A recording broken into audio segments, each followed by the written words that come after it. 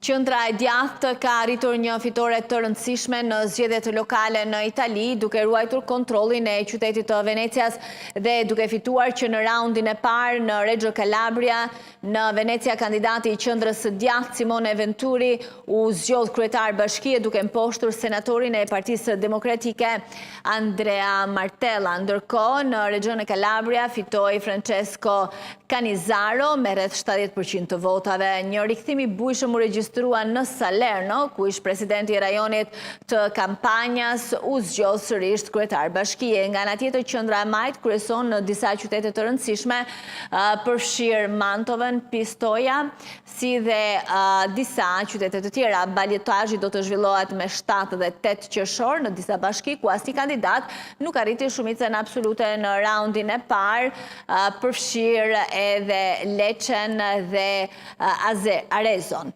Pjesëmarrja në votime ishte rreth 60%, afërsisht 5% më e ulët krahasuar me zgjedhjet lokale të 5 viteve më parë.